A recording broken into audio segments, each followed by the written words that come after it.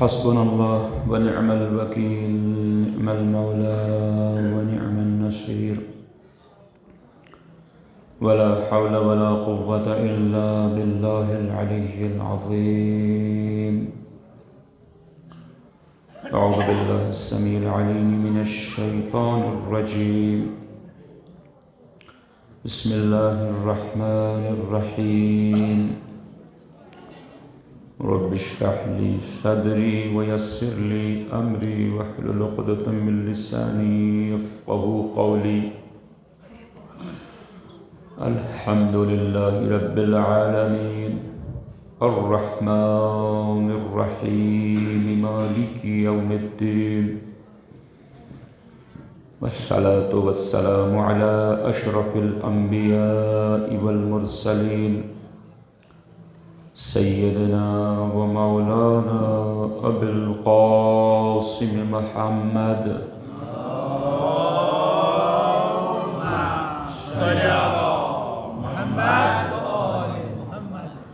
وعلى أهل بيته الطيبين الطاهرين المعصومين المنتخبين المنتجبين المظلومين الأكرمين الذين أذهب الله عنهم الرجس وطهرهم تطهيرا.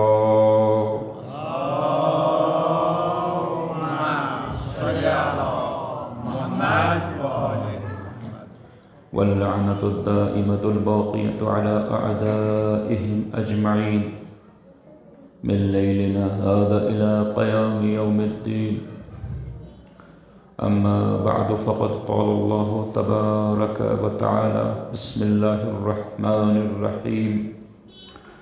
قل إن كنتم تحبون الله فاتبعوني يحببكم الله ويغفر لكم ذنوبكم والله غفور رحيم. صلوات.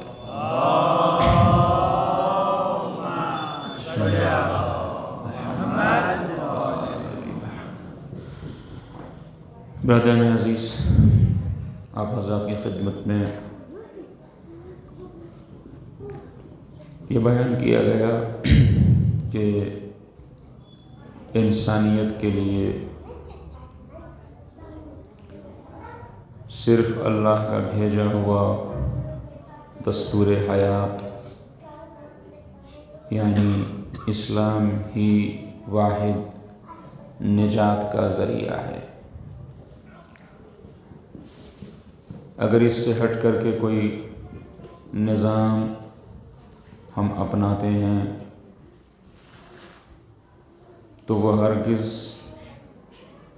ہماری دنیا کی سعادت کے لیے بھی کافی نہیں ہے،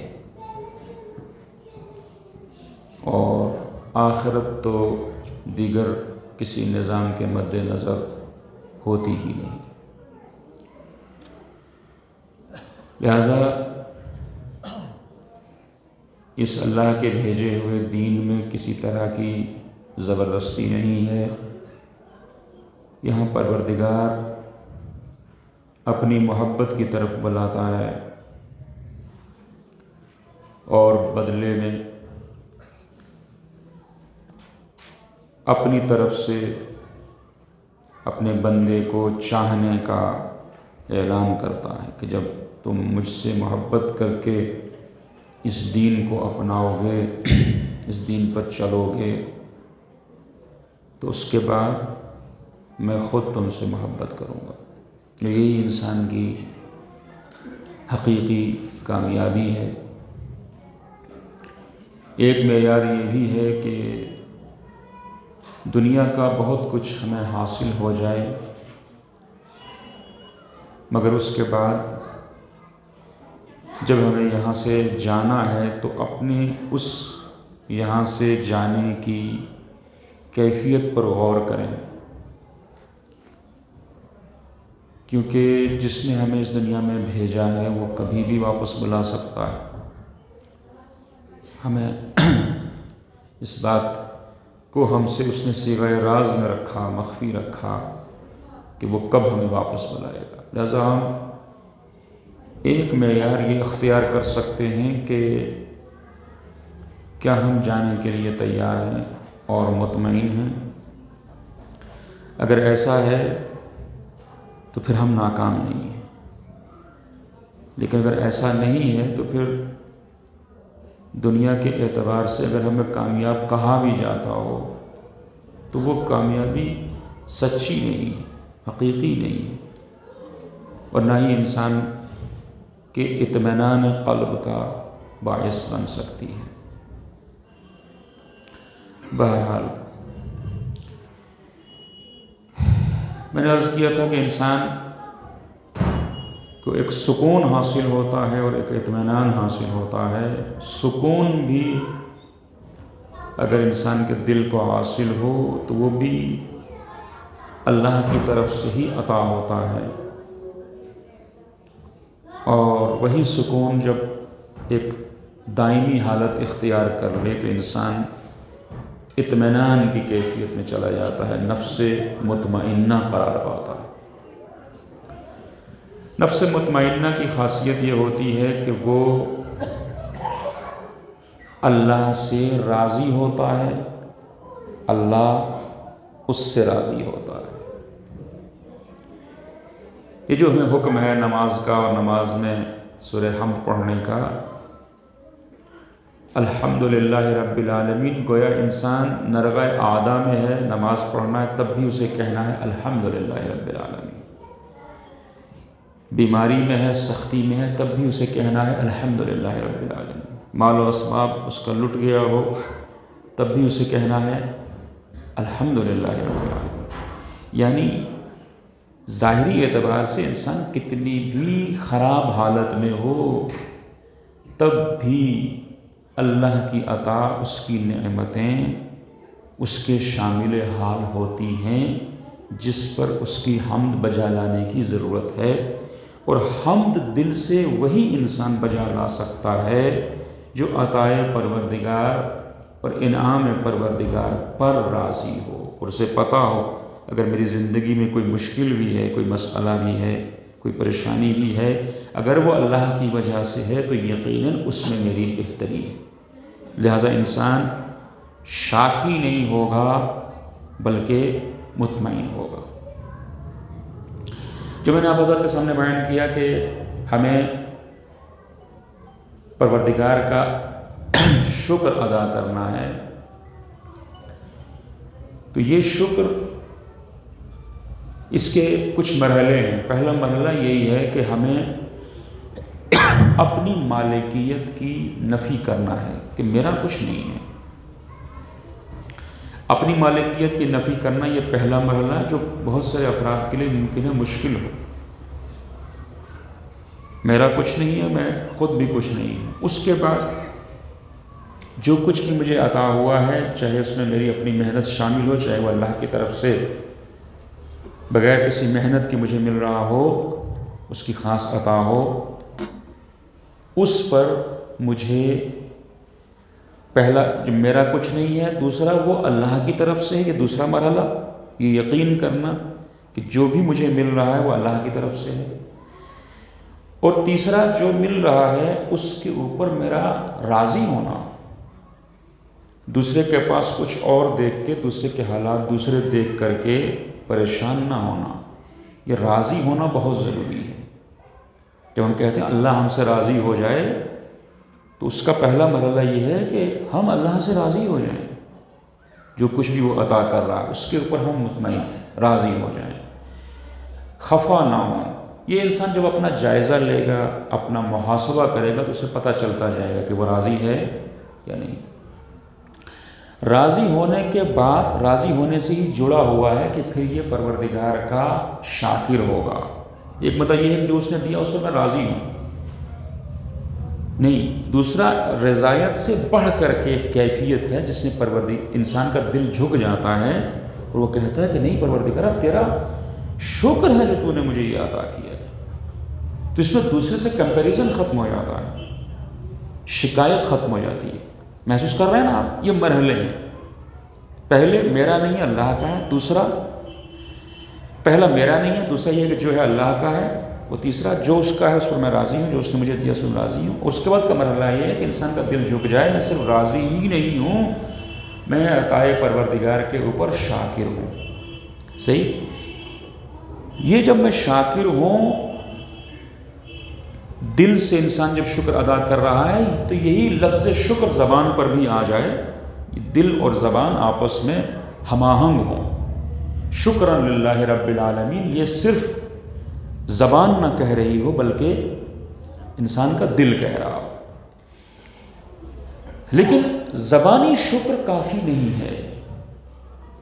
یہ مرحلے اگر آپ یہاں تک میرے ساتھ آ گئے ہیں، انسان شاکر ہو جائے، یقین بہت بڑا مرتبہ ہے، لیکن یہی شکر مکمل ہو جائے تو فقط زبان سے شکر ادا کر لینا کافی نہیں ہے، بلکہ جو بھی اللہ کی نعمت ہے اسی سے مناسبت رکھنے والا اس پروردگار کا عملی شکر بھی ہے. یہاں تک ہو گیا. اب جب یہ میں نے کہا کہ اللہ کا ہے، میں اس پر راضی بھی ہوں، شاکر بھی ہوں، اب مجھے عملی شکر ادا کرنا ہے. عملی شکر کے معنی کیا ہوئے کہ اس نعمت سے متعلق، اس عطائے پروردگار سے متعلق جو مجھ پر فرض عائد ہوتا ہے، جو اس نعمت کا حق ہے، اسے مجھے ادا کرنا ہے. پہلے تو سمجھنا ہے اس کا حق کیا ہے اور اس سے متعلق مجھ پر فرض کیا ہے. پھر اس فرض کو جب انسان بطور کامل اپنی پوری توانائی کے ساتھ ادا کرے تو یہ شکر مکمل ہو جائے گا. اگر کسی نے اللہ نے کسی انسان کو تکلم سکھایا ہے، بولنا سکھایا ہے، وہ بول سکتا ہے،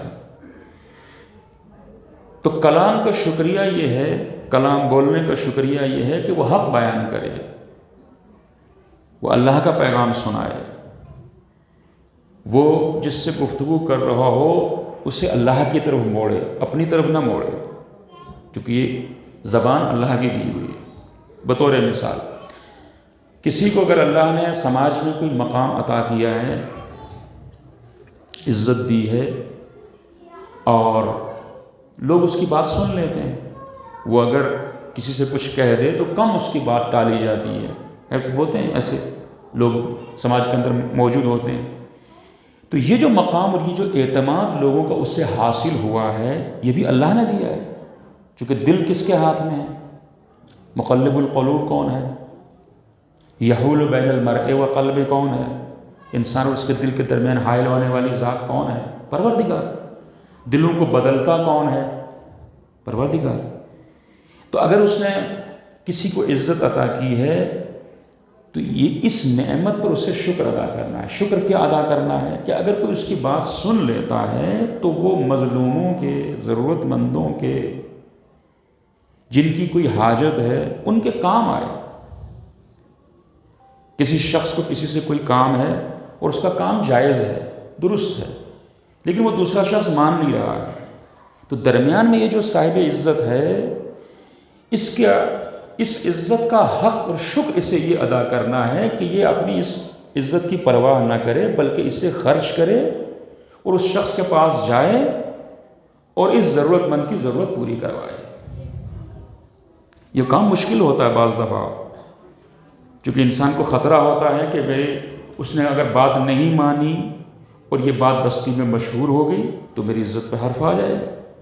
لیکن حق ہے، ادا کرنا ہے، شکر ہے، ادا کرنا ہے. کئی مرتبہ ممکن ہے انسان کے پاس خود اپنے پاس رقم نہ ہو، وہ کسی کی مدد نہ کر سکتا ہو، لیکن اگر وہ کوئی ضرورت مند ہے، کوئی بھوکا ہے، اور انسان کہے کہ میرے پاس تو گنجائش ہی نہیں، میں اس کے لیے کچھ نہیں کر سکتا، تو کیا وہ معاف ہو جائے گا؟ ہرگز نہیں. اس کے لیے ضروری یہ ہے کہ جو یہ کام کر سکتا ہے اس سے تیار کرے، جائے اس سے گزارش کرے، اسے اپنی بات منوائے. یہ حق ہے جو اللہ نے اسے مقام دیا ہے، اس کا حق ہے. اسی طریقے سے کوئی اگر صاحب منصب ہے، اس کے پاس کوئی عہدہ ہے، خیر یہ تو تفصیلی گفتگو ہے، اس کی بہت شرائط ہیں، لیکن ایک بنیادی شرط یہی ہے کہ وہ اس منصب کے ذریعے سے، خاص طور سے جو آج کی حکومتیں ہیں دنیا میں، اس منصب کے ذریعے سے حقدار کو اس کا حق دلا سکے، وگرنہ پھر اس کو حق نہیں رہ جائے گا کسی منصب پر بیٹھنے کا، اگر وہ اس کام کے لیے کوشاں نہیں ہوتا. تو یہ جو عملی شکر ہے اس کی طرف ہمیں قرآن مجید بھی دعوت دے رہا ہے اور مولا کائنات نے بھی اس کا طریقہ بتایا ہے۔ اگر باقی سارے مرحلے ہم ادا کر لیں اور عملی شکر میں آ کر کے شکست کھا جائیں، زبان سے میں ضرور کہوں 100 بار بھی تسبیح پڑھ لوں شکراً للہ رب العالمین، مگر جس نعمت پر میں شکر ادا کر رہا ہوں اس نعمت کا جو حق ہے یا اس سے سلسلے میں جو مجھ پر فرض ہے میں اسے ادا نہ کروں اور زبان سے شکریہ ادا کرتا رہوں، تو کیا جو شکر کے فوائد ہیں وہ مجھے حاصل ہو جائیں گے؟ لَإِن شَكَرْتُمْ لَأَزِيدَنَّكُمْ، اگر تم شکر کرو گے تو میں اضافہ کروں گا، نعمت میں اضافہ کروں گا۔ اس کا مطلب کیا ہوگا؟ انسان نے اپنی عزت خرچ کی، اپنی شان خرچ کی، کسی کے کام آیا تو مطمئن رہے کہ یہ شان اس کی کم نہیں ہونے والی ہے، یہاں تک کہ سامنے والا اگر انکار بھی کر دے تب بھی کم نہیں ہونے والی، چونکہ اللہ کا وعدہ ہے کہ تم شکر کرو گے تو میں اضافہ کروں گا، میں بڑھا دوں گا۔ صحیح ہے؟ مولا کائنات نے کیا طریقہ بتایا؟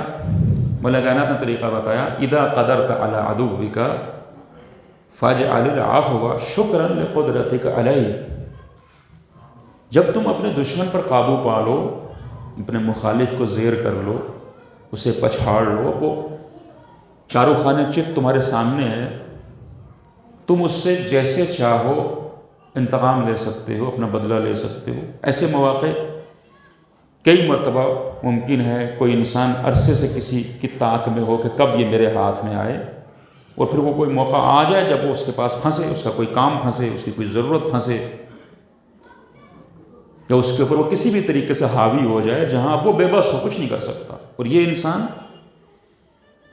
جیسے چاہے اسے سزا دے سکتا ہے۔ امام سجاد صلوات اللہ علیہ کی دعا میں کیا ملتا ہے کہ پالنے والے مجھے اپنے دشمن کے اوپر قدرت دے دے، اپنے دشمن کے اوپر مجھے قدرت دے دے، دشمن کو مقابلے مجھے طاقتور بنا دے۔ کتنا طاقتور بنا دے مولا؟ اتنا طاقتور بنا دے کہ میں اسے معاف کر دوں۔ اور کیا تو مولا کہتے ہیں کہ جب تم قابو پا رہے ہو، کسی بھی ایک تمہارے پاس طاقت آ گئی ہے، عزت بھی طاقت ہے، مال بھی طاقت ہے، جسمانی طاقت بھی ہے، سیاسی طاقت بھی ہے، سماجی طاقت بھی ہے، کسی بھی طریقے سے وہ تمہارے پاس پھنس گیا، اب کیا کرنا ہے؟ اسے سزا دینا ہے؟ مولا کائنات کے ارشاد کے مطابق نہیں، ابھی رکو، پہلے یہ بتاؤ کہ یہ تمہیں طاقت حاصل ہوئی ہے یہ تمہاری اپنی ہے یا تمہیں کسی نے دی ہے؟ اگر تمہاری اپنی نہیں ہے، یہ طاقت تمہیں کسی کی طرف سے عطا ہوئی ہے، کسی نے تمہیں طاقت دی ہے، تو جس نے دی ہے کیا اس کا شکر ادا نہیں کرو گے؟ اس طاقت کا استعمال بعد میں کرنا، پہلے جس نے تمہیں یہ قدرت، یہ طاقت، یہ قابو دیا ہے اس کا شکر ادا کر لو۔ مولا میں شکر ادا کر رہا ہوں، شکراً للہ رب العالمین، کہیں اتنا شکر کافی نہیں ہے۔ اس قادر متعال کا، اس طاقت دینے والے کا اگر شکریہ ادا کرنا چاہتے ہو تو فرمایا اذا قدرت علی عدوک فاجعل العفو شکرا لقدرتک علیہ، اگر اس طاقت دینے والے کا شکریہ ادا کرنا چاہتے ہو تو اس خالق کا شکریہ یہ ہے کہ اس مخلوق کو معاف کر دو۔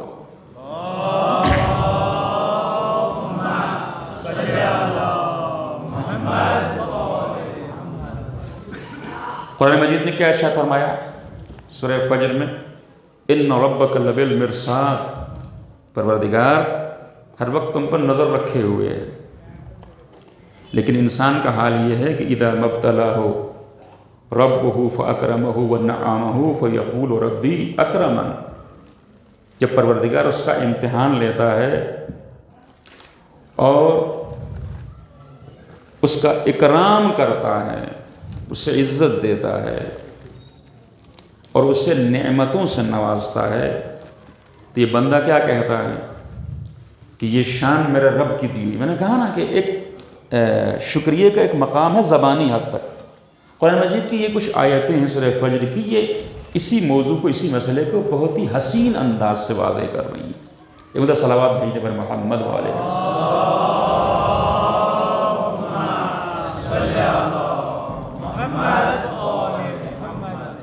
کہ پروردگار امتحان لیتا ہے اور اپنے بندے کو نوازتا ہے، شان دیتا ہے اسے اور اسے نعمتوں سے نوازتا ہے، فَيَقُولُ رَبِّي أَكْرَمَ، تو وہ یہ کہہ رہا ہوتا ہے کہ میرے رب نے مجھے حیثیت دی ہے، میرے رب نے مجھے عزت دی ہے، میرے رب نے مجھے اکرام دیا ہے، میرے رب نے مجھے یہ شان عطا کی ہے۔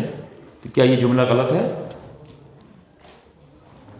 یہ جملہ صحیح ہے، لیکن آگے کیا فرمایا کہ جب وہ اس طرح سے اس کا امتحان لے کہ فَقَدَرَ عَلَيْهِ رِزْقَهُ فَيَقُولُ رَبِّي أَهَانَ، جب امتحان کا رخ بدلے اور پروردگار اس پر رزق کو تنگ کر دے، اب اس کے ساتھ کچھ مالی پریشانی آ جائے، جاب تھی چھن گئی، تجارت تھی اس میں رکاوٹ آ گئی، مسائل پیدا ہو گئے، چلتا رہتا ہے، تو اب یہ بندہ کیا کہے کہ میرے رب نے مجھے میری اہانت کر دی ہے، میرے رب نے مجھے گرا دیا ہے، میرے رب نے مجھے رسوا کر دیا ہے۔ قرآن مجید کہ جب پروردگار اسے عطا کرے، نوازے، تب کہتا ہے کہ میرے رب نے میری شان بڑھائی، مجھے عزت دی، مجھے حیثیت دی، مجھے مقام دیا، لیکن وہی پروردگار جب رزق کو تنگ کر دے تو کیا کہتا ہے کہ اس نے مجھے رسوا کر دیا ہے۔ اب آگے کیا کہتا ہے قرآن مجید؟ کلا، ایسا ہرگز نہیں ہے کہ جسے ہم عطا کر دیں مال دنیا تو وہ زیادہ شان والا ہوتا ہے، اور جس سے کم عطا کرتے ہیں یا اس کے رزق میں تنگی لے آتے ہیں تو اس کی شان گھٹ جاتی ہے۔ نہیں، اس کے اوپر کسی کی حیثیت طے نہیں ہوتی، دنیا والے ہیں جو مالی حالت کو حیثیت کہتے ہیں۔ قرآن مجید نے کیا کہا؟ کلا، ایسا ہرگز نہیں ہے، تمہیں اگر کوئی شان حاصل ہوگی تو اللہ سے قریب ہونے سے حاصل ہوگی، وہ اللہ کا تقوی اختیار کرنے سے حاصل ہوگی، وہ علم سے حاصل ہوگی، وہ معرفت سے حاصل ہوگی، مال سے نہیں۔ اب دوسرا لفظ استعمال کیا پروردگار نے، وہ کیا کہ جس وقت ہم نے نوازا اور عطا کیا تھا تب بھی اذا مبتلا، تب بھی ہم امتحان لے رہے تھے، اور جب رزق کو تنگ کر دیا ہے تب بھی امتحان لے رہے ہیں۔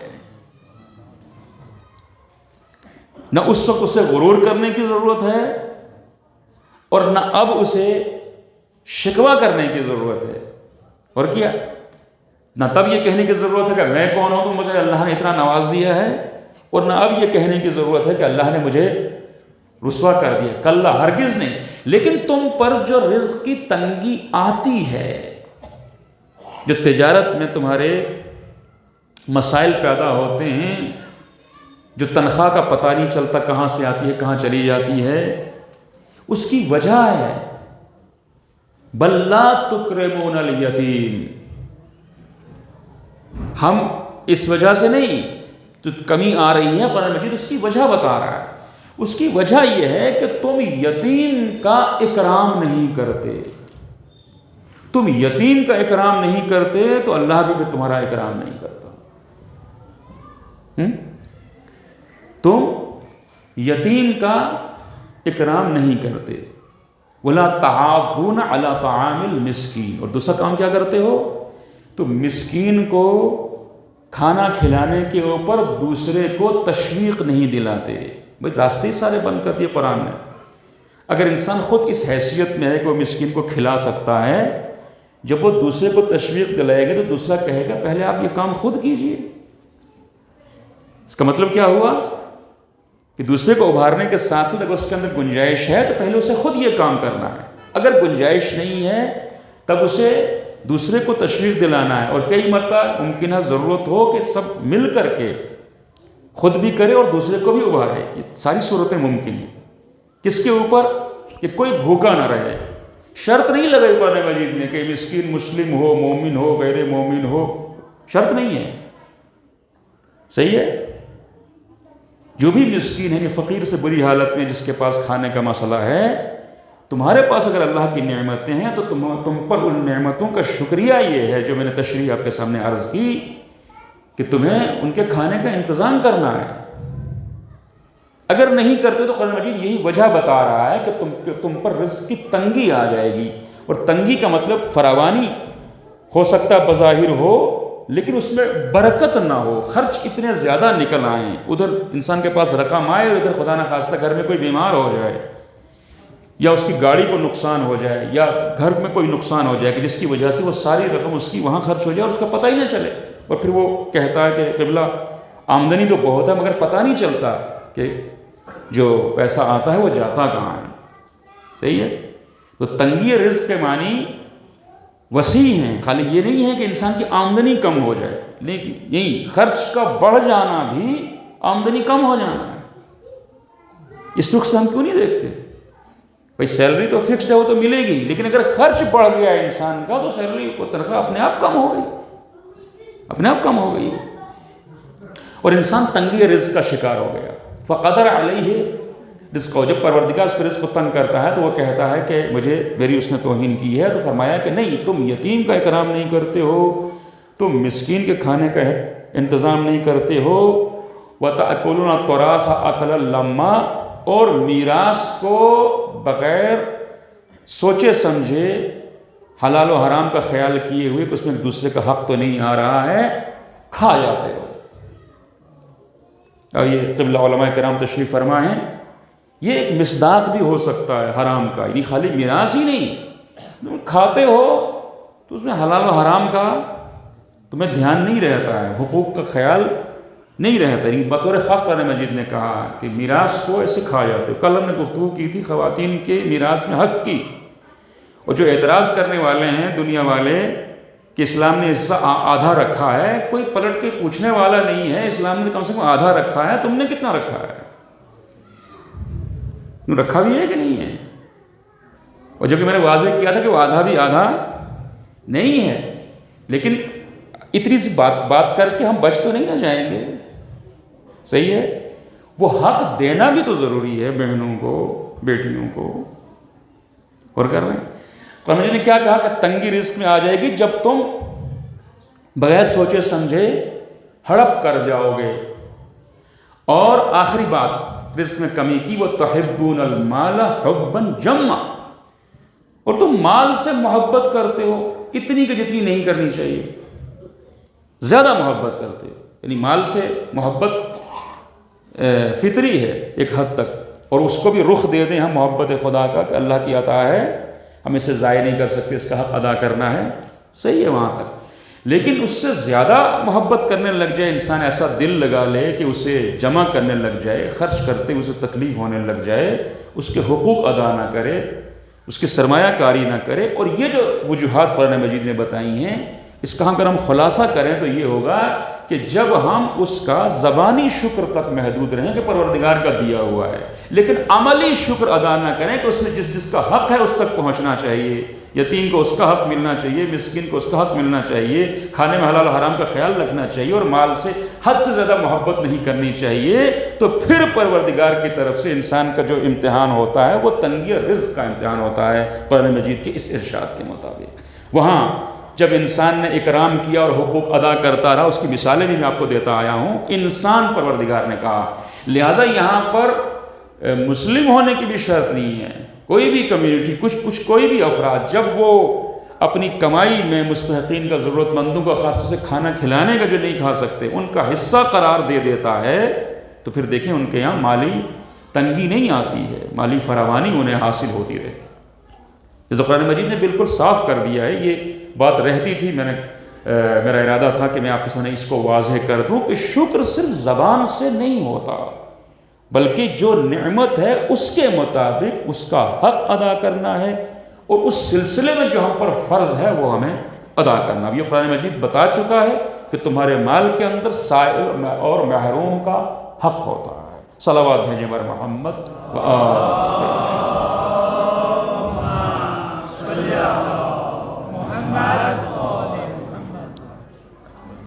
لہذا عزیزو، اس کے بعد جو مجھے آپ سے گفتگو کرنا ہے بسی مختصر وقت میں، وہ یہ ہے کہ جب ہم اللہ کی نعمتوں پر اس کا شکر ادا کریں، اور جب ہم اللہ کی آیات پر اس کی معرفت حاصل کریں، ان کا مطالعہ کر کے، تو ایک چیز ہم نہیں بھول سکتے، ہمیں نہیں بھولنا چاہیے. وہ یہ ہے کہ اللہ کی سب سے عظیم نشانی کون ہے، سب سے بڑی نشانی کیا ہے، ایک.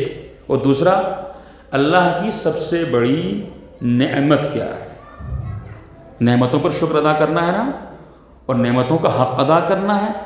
شکر کے مرحلے میں نے عرض کیے، پھر جب ہم حق ادا کر دیں گے تو شکر مکمل ہو جائے گا۔ مگر سب سے بڑی نعمت اللہ کی کیا ہے، اور سب سے بڑی آیت اللہ کی کیا ہے؟ آپ کو یاد ہوگا میں نے آپ کے سامنے قرآن مجید کا ہی کہ ارشاد پیش کیا تھا کہ جس وقت کچھ لوگ ہوں گے جن کو پروردگار قیامت میں جو ذکر الہی سے اعراض کریں گے، انحراف کریں گے، اللہ کو یاد نہیں رکھیں گے، چونکہ شکر کے لیے یاد رکھنا ضروری ہے اور یہ شکر ذکر کا ہی حصہ ہے۔ تو پروردگار نے کیا فرمایا کہ ہم ان کو قیامت کے دن اندھا محشور کریں گے، یہ اندھے ہوں گے جو نہیں کریں گے، ذکر نہیں کریں گے، نعمتوں کی طرف توجہ نہیں کریں گے، آیات کی طرف توجہ نہیں کریں گے۔ اور یہ شخص پوچھ رہا ہوگا کہ میری تو آنکھیں تھیں، آج کیا ہوا؟ یہ قرآن نے کہا میری تو آنکھیں تھیں، وقد كنت بصیرا، میں تو دیکھتا تھا، مجھے کیوں اندھا محشور کیا گیا؟ تو پروردگار کی طرف سے جواب آئے گا كذلك أتتك آياتنا فنسيتها فكذلك اليوم تنسى، تمہارے پاس ہماری نشانیاں آئی تھیں تو انہیں بھول گیا تھا، اس لیے آج میں تمہیں بھول گیا ہوں۔ تمہارے پاس ہماری نشانیاں آئی تھیں تو انہیں بھول گیا تھا، اس لیے آج میں تمہیں بھول گیا ہوں۔ اور کیا آپ نے امام محمد باقر صلوات اللہ علیہ ارشاد فرماتے ہیں کہ وہ اللہ کی نشانیاں خاص، باقی تو آیتیں ہمیں یاد رکھنا ہی ہیں، وہ نشانیاں اللہ کی ائمہ طاہرین ہیں سلام اللہ علیہم اجمعین، صلوات بھیجو محمد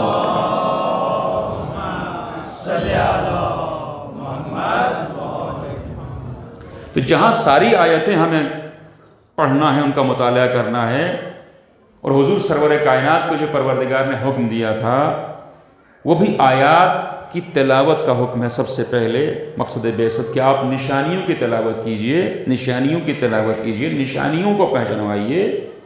تو پھر ہم یہ دیکھتے ہیں کہ سرور کائنات نے جن نشانیوں کو پہچنوایا وہ کبھی جناب سیدہ کو پہچنوایا آپ کا اکرام اور احترام کر کے، کبھی حسنین کریمین سلام اللہ علیہما کو پہچنوایا ان کے لیے ناقہ بن کے، کبھی امام حسین کے لیے خطبہ توڑ کے پہچنوایا ھذا حسین فعرفوہ، یہ پہچنوایا۔ آیات کی تلاوت آپ کا مشن تھا، اور پھر غدیر خوب میں سرور کائنات نے اللہ کی ایک عظیم نشانی کا تعارف کرایا، اور اس کے لیے ایک عجیب طرح سے اہتمام فرمایا، ایسا اہتمام کہ خود آپ چھپ گئے، اور پھر فرمایا کہ من کنت مولا ہو فہذا علی مولا، مولا کائنات کا آپ نے تعارف کرایا۔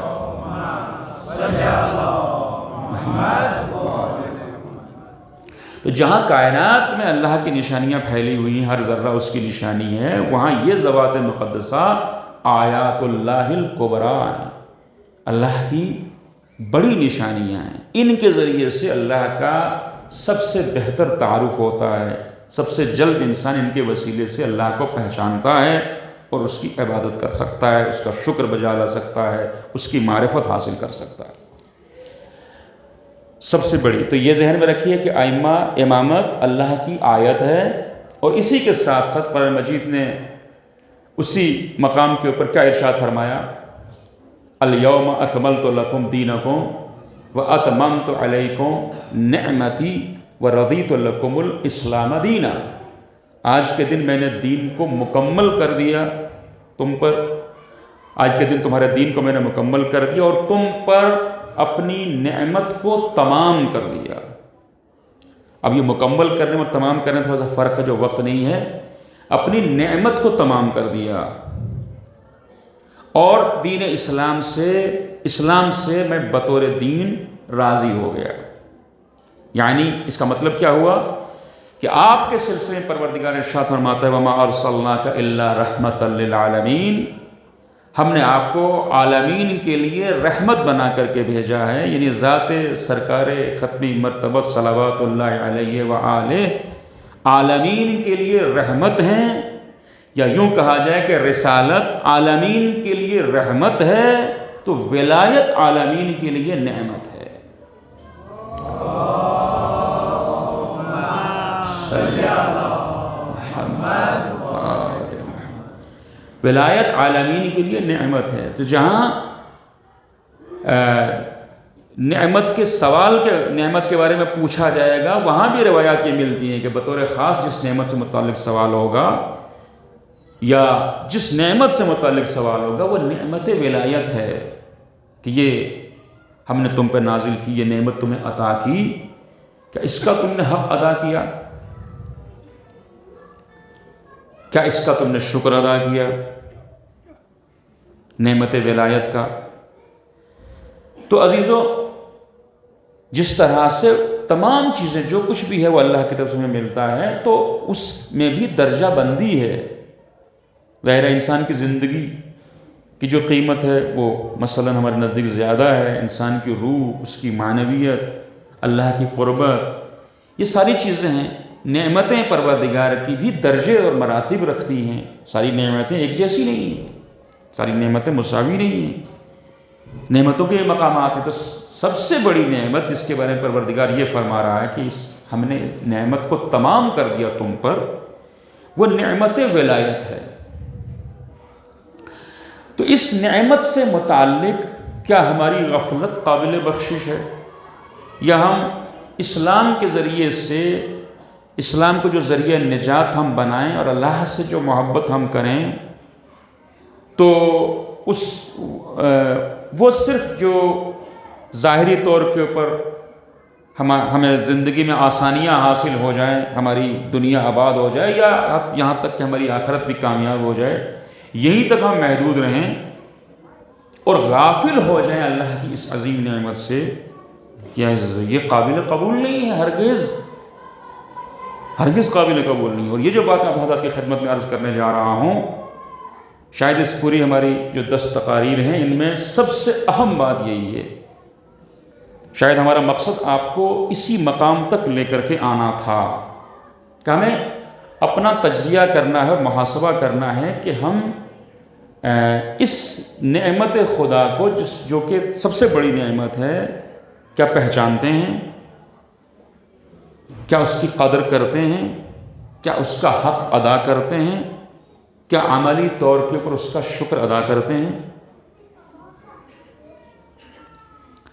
وہ نعمت آج موجود ہے اور ہمارے درمیان موجود ہے، ہمارے درمیان اسی زمین پر موجود ہے،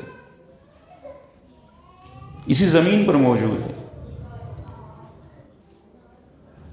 پردہ کس بات کا ہے کہ ہم انہیں پہچان نہیں سکتے، بس اسی کا پردہ ہے، اسی کا پردہ ہے۔ وگرنہ امام جتنا اپنی امت کو چاہتا ہے، جتنا اپنے چاہنے والوں کو چاہتا ہے، وہ ہم سوچ بھی نہیں سکتے، ہم تصور بھی نہیں کر سکتے،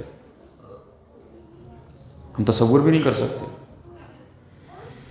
عزیزو، یہ جس دور میں ہم اس وقت جی رہے ہیں، یہ بہت زیادہ حساس ہے اس معاملے میں، چونکہ محققین، علماء، آیت اللہ ناصر مکارم شیرازی حفظہ اللہ تعالی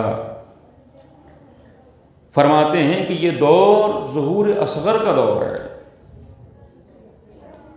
ظہور اصغر کا دور ہے، یعنی یہ غیبت کا دور نہیں ہے۔ ظہور اصغر کا دور، اس کے معنی بہت بڑے ہیں۔ جس طریقے سے آپ کے لیے، امام علیہ السلام کے لیے غیبت صغریٰ کا دور تھا اور پھر غیبت کبریٰ، یہ ظہور اصغر کا دور ہے۔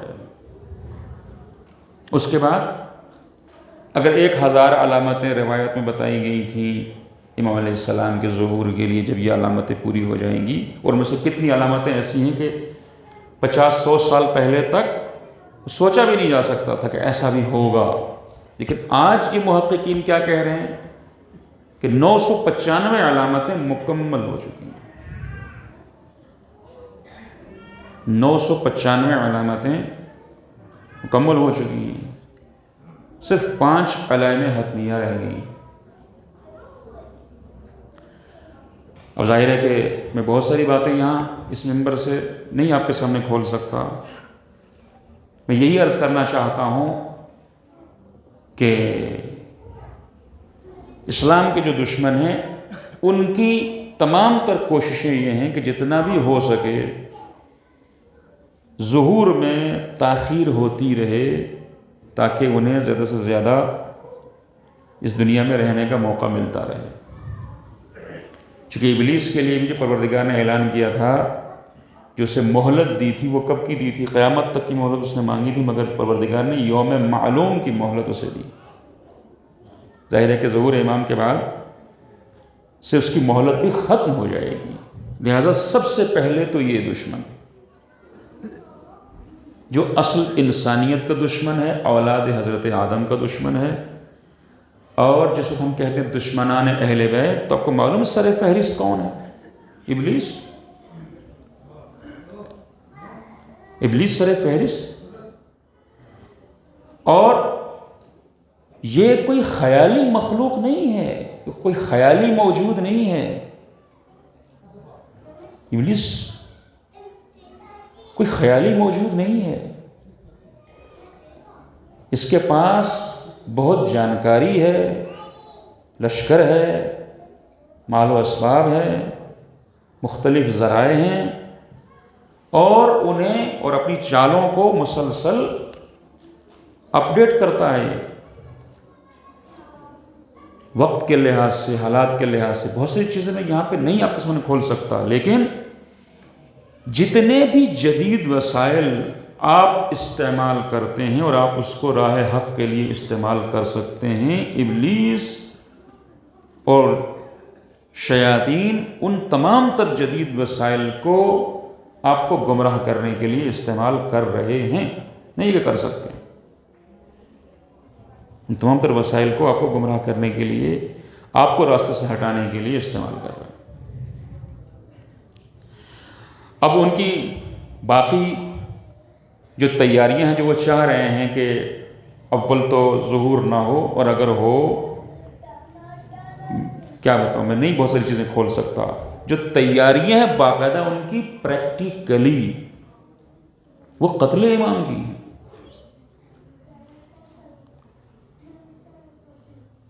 اور کتنے ریسرچ پیپر اور کتنی پی ایچ ڈیز اس موضوع کے اوپر ہو رہی ہیں، مہدویت، شیعت، مہدویت اور شیعت، اس کے اوپر بہت زیادہ وہاں پر طلبیب میں تحقیق ہو رہی ہیں، اب تک ہو چکی ہیں۔ ہمیں اور آپ کو پتہ نہیں، لیکن ان کو سب پتہ ہے کیا کیا علامتیں ہیں، اور کتنی علامتیں ہیں جو وہ سوچتے ہیں کہ یہ ہم خود بنائیں، خود کریٹ کریں۔ اگر وہ نہیں ہو رہی ہیں تو ہم ان علامتوں کو پیدا کریں، اور وہ آخری جنگ ہو، اور اس جنگ میں ہم اسلام کو اور امام کو شکست دے دیں، مہدی کو شکست دے دیں۔ یہ تیاریاں ہیں، اور اس کے بعد دنیا کے اوپر ہماری حکومت ہو، ابلیس کی حکومت ہو، اور جو ابلیس کے چیلے اور اس کے ماننے والے شیطان پرست جو اس دنیا میں ہیں، وہ پوری دنیا کو اپنا غلام بنا کے رکھیں۔ صہیونیت یہودیت کی قسم نہیں ہے، صہیونیت وہ ہے جس نے یہودیت کا لباس اختیار کیا ہے، وگرنہ اصل ان کا آقا ابلیس ہے۔ آخرت کو وہ نہیں مانتے، آخرت کے بعد کی زندگی، دنیا کے بعد کی زندگی کا قائل نہیں ہے۔ یہودی ہو سکتے ہیں، صہیونی نہیں۔ وہ کہتے ہیں کہ اسی دنیا کو، اسی کو ہمیں جنت بنانا ہے، اور یہی دنیا ہے، اگر نہیں چاہیں گے تو یہی ہمارے لیے جہنم۔ جنت اور جہنم یہی ہے، جو کچھ بھی ہے سارا کچھ یہی ہے۔ وہ ریسنٹلی شاید آپ لوگوں نے پہنچا ہو کہ وہ اس پروجیکٹ کے اوپر ان کا کام چل رہا ہے کہ کیسے ہم ایک انسان کو لافانی بنا سکتے ہیں کہ اسے موت نہ آئے۔ وہ ظاہر سے وہ اس پروجیکٹ پر کام کریں، لیکن کوشش یہ ہے کہ وہ خود مرے نہیں، کیونکہ یہ تو قرآن مجید نے یہ کہا نا کہ موت سے انہیں بہت ڈر لگتا ہے۔ خود کو کہتے تو ہیں، یہ خود یعنی اہل کتاب کی یہودیوں کی خاصیت بتائی گئی ہے۔ بہرحال جب یہودیوں کو موت سے ڈر لگتا ہے تو صہیونیوں کو تو اور زیادہ ڈر لگے گا۔ تو کتنی علامتیں ہیں جو خود وہ پیدا کرنے کی کوشش کر رہے ہیں، اور کر رہے ہیں آپ، اور کتنی زیادہ ان کے ہاں اس کے اوپر ریسرچ ہو رہی ہے، کتنی زیادہ اس کے اوپر تحقیق ہو رہی ہے، اور کتنا زیادہ وہ واقف ہیں آپ کے عقائد سے، آپ کے اعمال سے، آپ کے طریقہ کار سے۔ صحیح ہے عزیزو، سوال یہ ہے کہ وہ یہ چاہتے ہیں، توجہ، وہ یہ چاہتے ہیں کہ دنیا کے اوپر شیطان کی حکومت ہو، دنیا پوری شیطان کی غلام ہو، اور اس کے اوپر وہ آج سے نہیں عرصہ دراز سے، اور اسی مقصد کے لیے انہوں نے وہاں پر فلسطین کے اوپر وہ قابض ہوئے، اور پھر جو بھی ان کے پروگرام ہے وہ ظاہر میں یہاں نہیں ڈسکس کر سکتا آپ کے سامنے، اس کے اوپر وہ کام کر رہے ہیں۔ دوسری طرف امام خمینی رحمۃ اللہ علیہ نے جو اپنی تحریک شروع کی، اپنا جو قیام شروع کیا، تو مقصد کیا رکھا؟ آپ کی تحریک کا مقصد کیا ہے؟ انقلاب کا مقصد کیا ہے؟ امام زمانہ کے ظہور کے لیے حالات سازگار کرنا۔ اور کیا آپ نے؟ امام زمانہ کے ظہور کے لیے حالات سازگار کرنا۔ یہاں تک کہ آپ عجیب فرماتے ہیں امام خمینی کہ ہمارے اسی ملک کے اندر، اسلامی جمہوریہ کے اندر، کوئی عہدیدار ہو، مخلص ہو، قوم کی خدمت کر رہا ہو، پورا وقت دے رہا ہو، وہ خدمت کر رہا ہو قوم کی، اور خلوص سے کر رہا ہو، بالکل ٹھیک ٹھاک انسان ہو، لیکن اگر اس کے مد نظر امام کو بلانا یا ان کی آمد کے لیے راستہ ہموار کرنا نہ ہو تو وہ خادم قوم نہیں ہے، خائن قوم ہے۔ اور کیا؟ اور دوسری طرف جب آپ تشریف لائے ہیں پیرس سے، اور ابھی حکومت بننے کے مراحل باقی ہیں، بہت سارے مراحل باقی ہیں، تو آپ کا ایک بیان وہاں اس وقت اخباروں میں شائع ہوتا ہے کہ ایران در حال جنگ و اسرائیل است، کیونکہ ابھی تو آپ کیا فرماتے ہیں کہ ایران اسرائیل سے حالت جنگ میں ہے۔ کب؟ ابھی بالکل شروع میں، یعنی آپ اپنی تحریک کے خد و خال بتا رہے ہیں، اپنی تحریک کے خد و خال بتا رہے ہیں، اپنی تحریک کا، اپنے انقلاب کا آپ مقصد بتا رہے ہیں۔ اسلامی جمہوریہ ایک سرحد تک محدود ہے، لیکن اسلامی انقلاب کی کوئی سرحد نہیں ہے۔ اسلامی جمہوریہ ایک وہاں تک ہے، لیکن اسلامی انقلاب صرف ایران تک نہیں ہے، اسلامی انقلاب کی حدود پوری دنیا ہے۔ تو اب عزیزو، جس وقت یہاں سے صرف ایک ہی ملت اس تیاری میں ہے کہ ہمیں امام کو بلانا ہے اور آپ کی آمد کے لیے راستہ ہموار کرنا ہے، اس کے لیے کوششیں کرنا ہے، رکاوٹیں ہٹانا ہے۔ جب روایتوں نے بتایا یخاف القتل، کہ آپ کے قتل ہو جانے کا خوف ہے، اس لیے وہ اس تیاری میں ہے کہ ہمارے پاس اتنا لشکر، اتنا اسلحہ، اتنے سارے وسائل و اسباب فراہم ہو جائیں۔ مقصد کیا ہے؟ کہ ہم تحفظ کر سکیں حجت خدا کا۔ اور کیا آپ نے جو ہمارے ذہنوں میں ہے نا ایک معجزے والی کیفیت، وہ ذرا سا ہم ہٹا دیں، ذہنوں سے ہم ہٹا دیں، تحفظ کر سکیں۔ تو اب آپ اندازہ لگائیے کہ اس انقلاب کا مقصد یہی ہے کہ امام کے ظہور کے لیے راستہ ہموار کیا جا سکے۔ فائنل مقصد کیا ہے؟ دنیا کے اوپر اللہ کے نمائندے، اللہ کی حجت، اللہ کے ولی، امام وقت، نعمت خدا کی حکومت ہو۔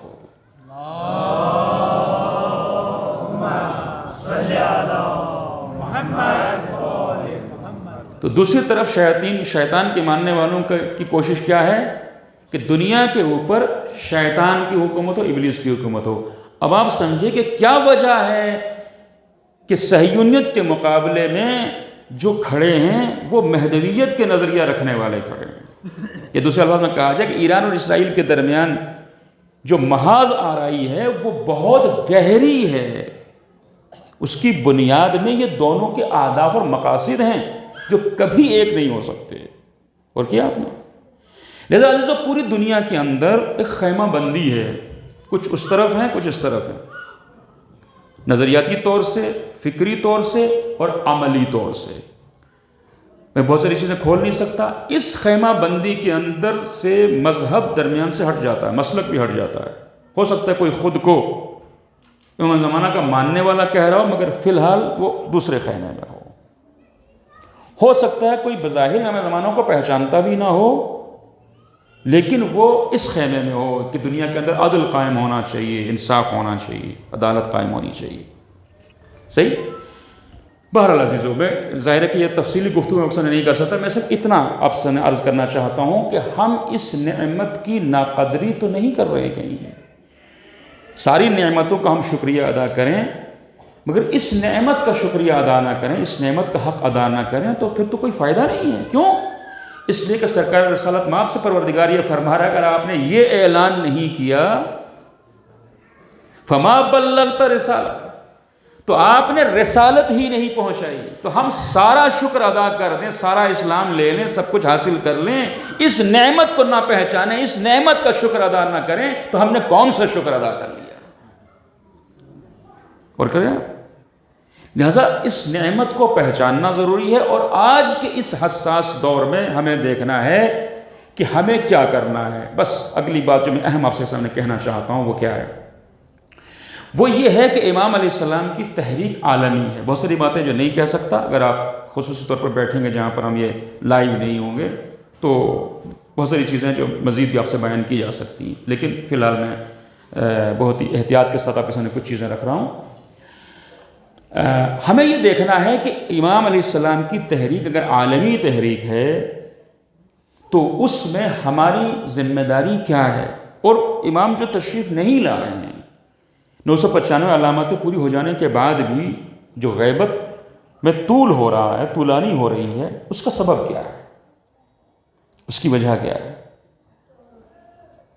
تو جواب یہ ہے کہ اس کی وجہ ہمارا تیار نہ ہونا ہے، یعنی ہم اس فضا ہی میں نہیں ہیں، اس وادی میں ہی نہیں ہیں، اس طرف ہماری توجہ ہی نہیں ہے، جبکہ دشمن مستقل اس سلسلے میں کام کر رہا ہے، محنت کر رہا ہے، تحقیق کر رہا ہے، لیکن ہم جو آپ کے ماننے والے، آپ کے چاہنے والے ہیں، گویا متوجہ ہی نہیں ہیں۔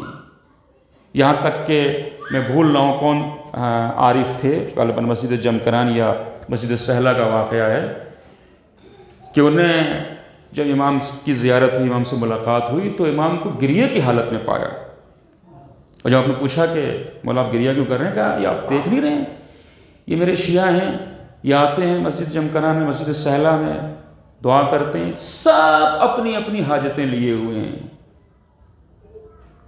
سب اپنی اپنی حاجتیں لیے ہیں، اپنی اپنی حاجات کے لیے آ رہے ہیں، کسی کی تجارت ہے، کسی کی بزنس ہے، کسی کی شادی ہے، کسی کی کچھ مسئلہ ہے، کسی کچھ مسئلہ ہے۔ وہ مجھے ایسے بھولے ہوئے ہیں کہ جیسے ان کا امام ہو ہی نہ۔ اور کرنا ہے تو عزیزوں،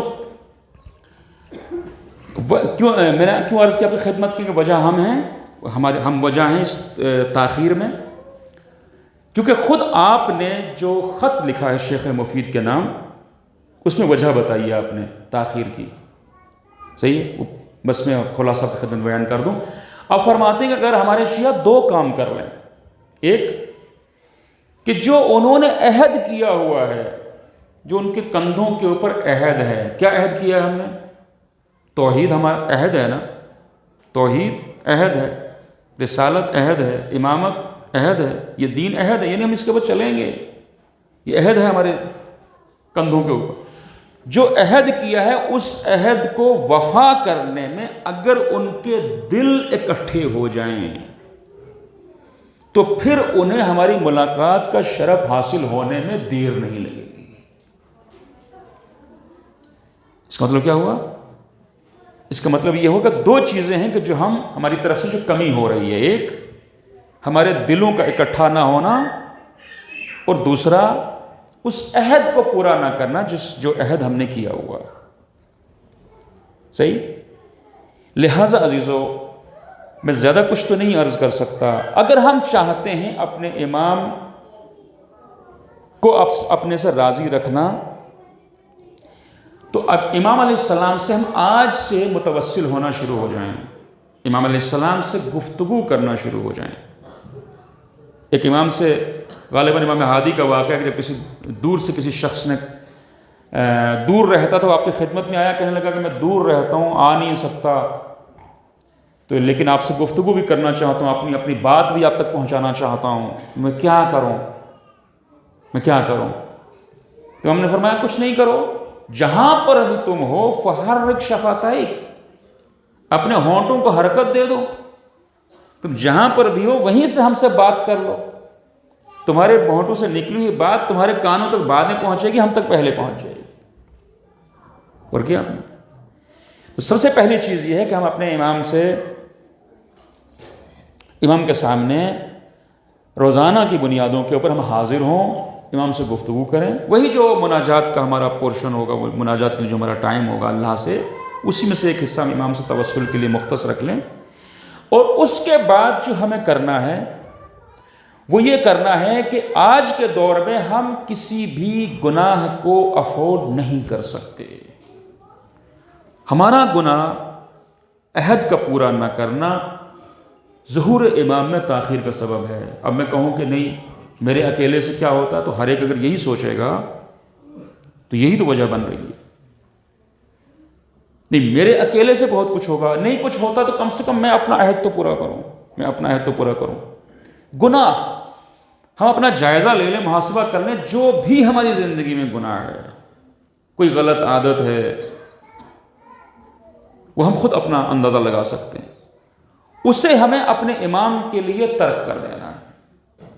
اور جب کوئی گناہ کا موقع آئے تو اسے امام کی خوشنودی کی خاطر چھوڑ دینا، اور چھوڑ کر کے آپ وہیں سے امام کو سلام کر لیں، السلام علیکم یا حجت اللہ آقا، یہ گناہ کا موقع آیا تھا، یہ میری نگاہ حرام پر پڑ سکتی تھی، مگر اگر حرام پر پڑتی تو آپ کا دل دکھتا، آپ کی خوشنودی کے لیے میں نے اس حرام لذت سے منہ موڑ لیا۔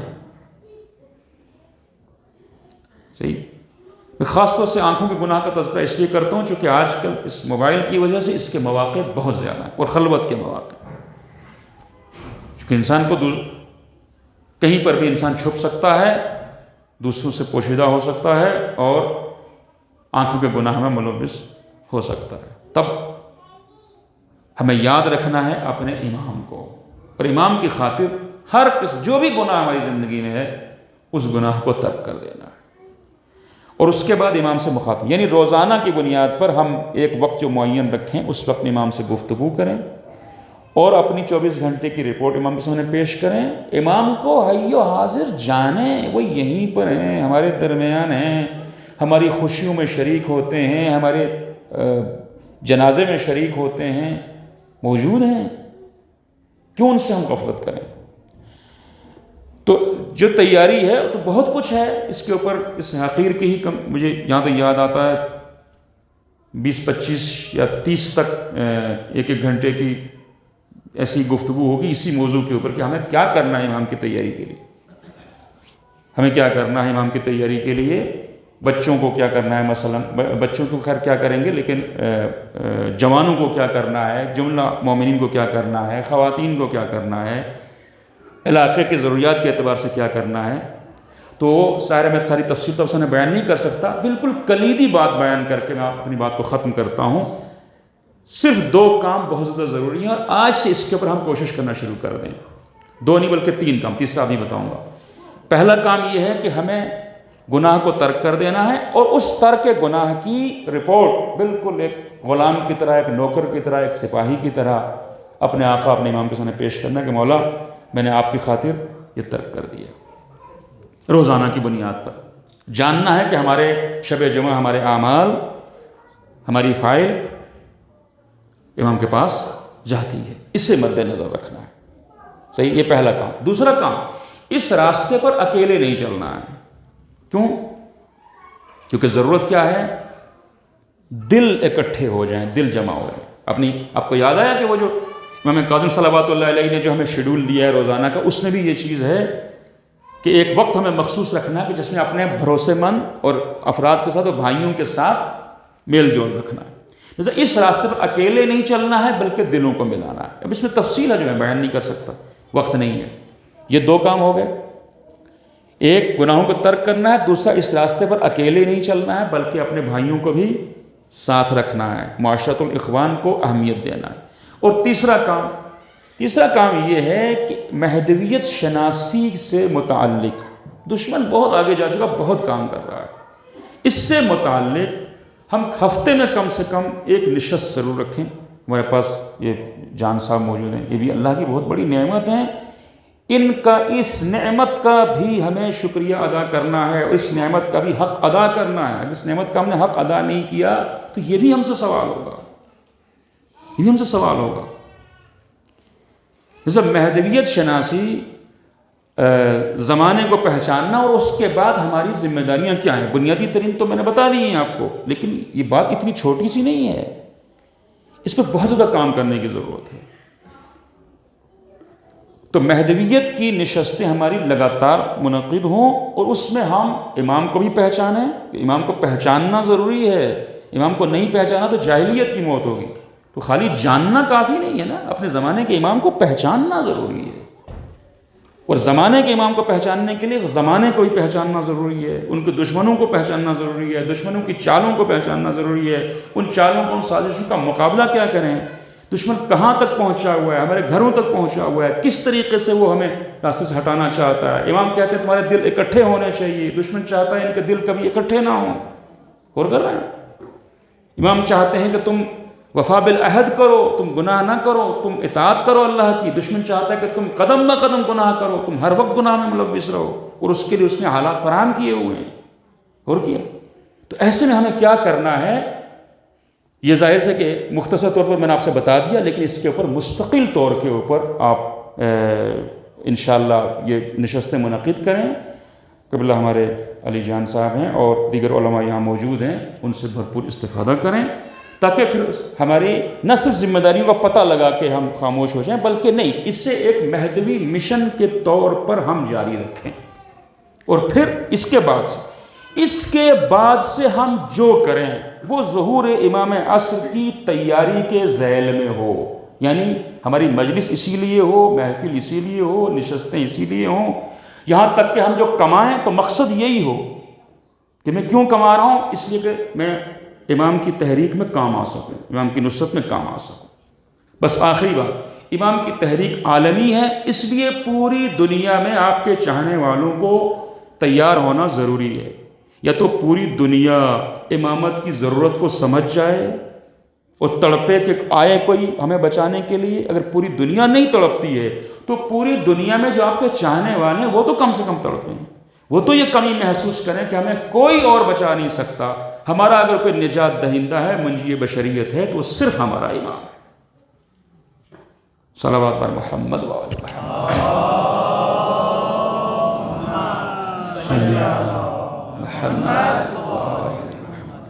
اس چیز کو کم سے کم ہم سمجھیں، اور پوری دنیا کے اندر ظاہر سی بات اس میں پھر خندہ بھی شامل ہے، ہر بستی شامل ہے جہاں مومنین، چونکہ جہاں بھی مومنین ہیں چاہے وہ کسی بھی نظریے کے ہوں، اگر امام زمانہ کے ماننے والے ہیں، وہ دشمن کے ٹارگٹ پر ہیں، میں نہیں کھول سکتا ان باتوں کو، کیا بتاؤں آپ کو۔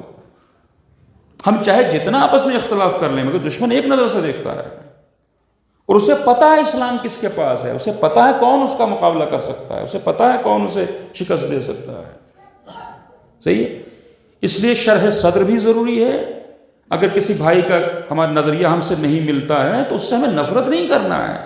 ڈاکٹر کبھی بیمار سے نفرت نہیں کرتا، بلکہ ایک جو صحیح صحت مند شخص ہوتا ہے گھر میں، ایک ماں کے ایک باپ کے کئی بچے ہوتے ہیں، جو بچہ ٹھیک ہوتا ہے اس کے اوپر وہ کم مہربان ہوتے ہیں، جو بچہ بیمار ہو جاتا ہے اس کے اوپر زیادہ مہربان ہوتے ہیں، اس سے نفرت نہیں کرتے۔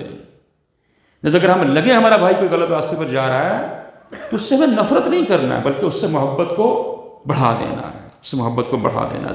یہ دلوں کے اجتماع، لہٰذا پوری دنیا میں ضرورت ہے اور ہر بستی میں ضرورت ہے کچھ افراد ایسے تیار ہو جائیں، اگر سارے تیار نہیں ہوتے، کہ جو راستہ ہموار کر سکیں، جو ڈیڈیکیٹڈ ہوں، جو ہر طرح کی قربانی کے لیے تیار ہوں۔ اس سے زیادہ میں اس کو نہیں کھول سکتا، لیکن یہ یاد رکھیے کہ آج ہم کوئی بھی گناہ ہم سے اگر ہو رہا ہے تو وہ بہت بڑا جرم ہو رہا ہے، اس سے امام زمانہ کی آمد میں تاخیر ہو رہی ہے۔ مطلب صلوات بھیجنے بر محمد و آل محمد۔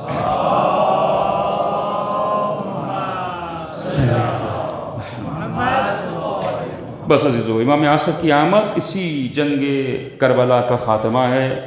کربلا کی جنگ ختم نہیں ہوئی ہے، کربلا کی جنگ کربلا میں شروع ہوئی ہے اور یہ مسلسل جاری ہے۔ خیمہ امام حسین اور یزید کا خیمہ دونوں موجود ہیں، اور مجھے اپنے عمل کے ذریعے سے امام حسین کے سید الشہداء کے اپنے آقا کے خیمے میں رہنا ہے۔ یہ قربانی اور یہ تحریک وہاں سے شروع ہوئی ہے۔ اسلام کو پوری دنیا کے اوپر غالب آنا ہے، اللہ کے نمائندے کی حکومت پوری دنیا کے اوپر قائم ہونا ہے۔ لہٰذا عزیزو، اس راہ کے لیے زمانے کے امام سید الشہداء نے کسی قربانی سے دریغ نہیں فرمایا۔ اور پھر اسیران کربلا نے بھی امامت کو پہچانوانے میں، اپنا حق پہچانوانے میں، جہاں دشمن کی قید میں جس طرح سے جیسے موقع ملا اس حق کو ادا کیا، یہاں تک کہ اہل حرم کو، اسیران کربلا کو شام سے رہا کر دیا گیا۔ اور ہمارا کروڑوں سلام ہو شہزادی زینب سلام اللہ علیہا پر، آپ نے عزاداری کی بنا اور بنیاد وہیں سے رکھ دی تھی، اور اس کے بعد آپ کی تمنا تھی کہ ہم کربلا ہوتے ہوئے مدینہ واپس جائیں گے۔ اور جب کربلا پہنچیں تو کربلا میں بھی 3 دن قیام ہوا، 3 دن تک گریہ وزاری ہوئی، 3 دن تک عزاداری ہوئی، یہاں تک کہ امام سجاد نے حکم دیا کہ اب ہمیں چلنا ہوگا، ہمیں مدینہ کی طرف روانہ ہوگا۔ مرکب تیار ہوئے اور یہ قافلہ اب جو مدینہ کی طرف جانے لگا، تو تاریخ نے لکھا ہے کہ مدینہ کے قریب پہنچ کر کے امام سجاد نے رکوا دیا، آپ رک گئے، اور بشیر ابن جزلم نامی شخص کو اپنا قاصد بنا کر کے بھیجا کہ مدینہ میں جاؤ، تمہارے باپ شعر کہتا تھا، کیا تم بھی شعر کہتے ہو؟ کہاں میں بھی شعر کہتا ہوں۔ کہا جاؤ مدینہ والوں کو جا کے بتا دو ہمارے آنے کے بارے میں، ہم مدینہ کے باہر رکے ہوئے ہیں۔ بشیر مدینہ میں آتا ہے اور اس انداز سے اہل مدینہ کو خطاب کرتا ہے، یا اہل یثرب لا مقام لکم، اے مدینہ والو، مدینہ رہنے کے قابل نہیں رہا، مدینہ والوں مدینہ رہنے کے قابل نہیں ہے، لا مقام لکم، مدینہ کی جان، مدینہ کی روح کربلا میں قتل ہو گئی ہے، مدینہ کی روح کربلا میں اس انداز سے قتل ہوئی ہے کہ لاشا بے گور و کفن زمین کربلا پہ پڑا رہا، اور سر اقدس دو کے سرہ پہ بلند ہوا اور اسے دیار بدیار پھرایا گیا۔ اور اب علی ابن الحسین مدینہ کے باہر اپنی بہنوں اور پھپھیوں کے ساتھ تشریف لا چکے ہیں اہل مدینہ۔ بس جیسے ہی بشیر یہ کہتے گئے، کیا دیکھا کہ گھروں سے خواتین بھی نکل آئیں، مدینے والے جمع ہو گئے اور استقبال کے لیے چلنے لگے، سر و سینہ پیٹتے ہوئے، چونکہ بشیر نے اشعار ہی بہت ہی دردناک پڑھے تھے۔ اب جو سر و سینہ پیٹتے ہوئے آئے تو کیا دیکھا کہ امام سجاد صلوات اللہ علیہ گریہ وزاری کر رہے ہیں، ایک مرکب پر سوار ہیں، مدینے سے آنے والی خواتین بھی سر و سینہ پیٹ رہی ہیں، ایک عظیم مجلس ہے جو برپا ہے۔ اتنے میں امام نے فرمایا کہ خاموش ہو جاؤ، خاموش ہو جاؤ۔ جب سب خاموش ہوئے تو آپ نے خطبہ پڑھنا شروع کیا، اللہ کی حمد و ثنا بجا لائی، اللہ کی حمد و ثنا بجا لانے کے بعد خطبے کے دوران یہ کہتے ہیں کہ قسم خدا کی اگر رسول اللہ نے اس امت کو ہم سے دشمنی کا حکم دیا ہوتا تو شاید تب بھی اس سے زیادہ ظلم ہم پہ نہ ہوتا، کہ جب کہ ہم سے مودت کا حکم دیا گیا ہے، ہمارا خیال رکھنے کا حکم دیا گیا ہے۔ امام فرماتے ہیں انا للہ و انا الیہ راجعون۔ اہل مدینہ نے استقبال کیا، اور اب جب یہ لٹا ہوا قافلہ مدینے میں داخل ہوا تو حضرت زینب روضہ رسول پہ پہنچی۔ روضہ رسول پہ پہنچنے کے بعد نانا کو سلام کر کے کہتی ہے، اے نانا، میں اپنے بھائی کی موت کی خبر لائی ہوں، اے نانا، میں اپنے بھائی کی موت کی خبر لائی ہوں، اجرکم علی اللہ۔ بس اسی سے مجلس ختم ہوئی۔ بی بی ام کلثوم نے بھی مرثیہ پڑھا۔ آپ نے کیا پڑھا؟ یا اے ہمارے جد کے مدینہ، مدینہ تو جدنا لا تقبلینا، اے ہمارے جد کے مدینہ ہمیں قبول نہ کر، ہم جب گئے تھے تو شاد و آباد تھے، فبالحسرات والاحزان چہرہ، جب واپس آئے ہیں تو دلوں میں غم لیے ہوئے ہیں، حسرتیں لیے ہوئے ہیں، ہمارے مردوں کو ذبح کیا گیا، ہماری بیویوں کو اسیر کیا گیا۔